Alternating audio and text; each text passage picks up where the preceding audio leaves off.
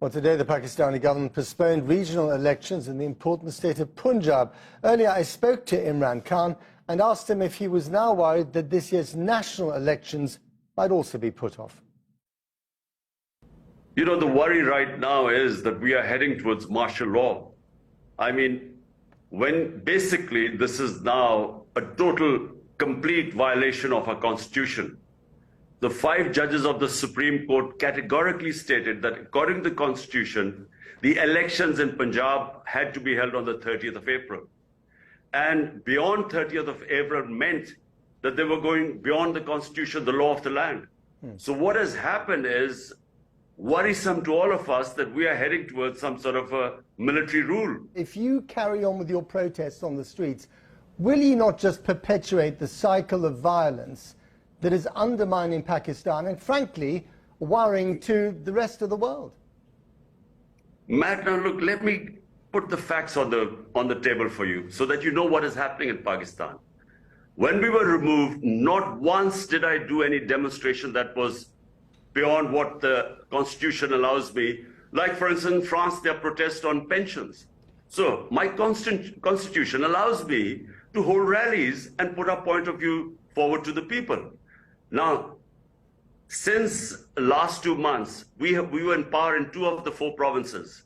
We dissolved our governments. The constitution says elections should have been held in 90 days, and the Supreme Court then passed a ruling that on 30th of April they should be held, elections should be held.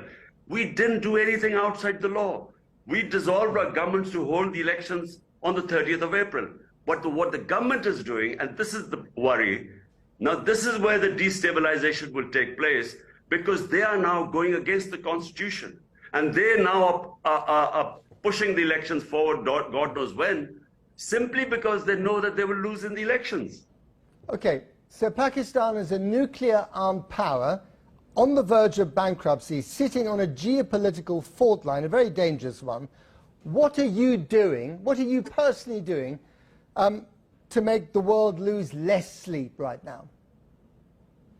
Well, look, you know, let's not worry about Pakistan's nuclear program, because the entire political spectrum, everyone believes that if one thing we need to keep secure is our nuclear program, because that's our guarantee for freedom.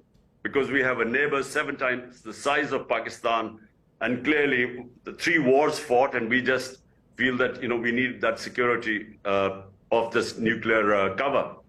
Pakistan has an enormous amount of influence on events in neighboring Afghanistan. Would you say to the Taliban running Afghanistan today to let the girls go to school?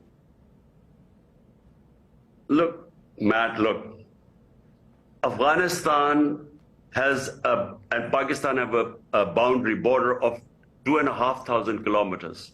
No, I'm talking about schools here, specific. I don't want to geography lesson. I am answering the question. What about schools? Will you tell them to let the girls go to school? Because I know the Afghan character much more than anyone there, especially in the Western countries. They do not like to be told what to do. Let me just say, if the Western countries want to influence Afghanistan, this current government, they must mainstream them. I kept telling them that, look, engage them. Get them involved in the mainstream. If you isolate them, what influence are you going to have on them? So if you mainstream, then let them have a stake. So then talk about human rights. Right now, you push them in an isolation. The money is frozen. And why would they listen to anyone? So my advice is that, you know, get them involved. Give them a stake in the international community, so that when you tell them to have girls educated, you know, they will listen to you. Right now, they are not. And they react when you try and tell them anything, because who are you to interfere in our internal affairs? Okay, we're going to leave it there. Imran Khan, thank you very much for talking to us. Thank you, Matt.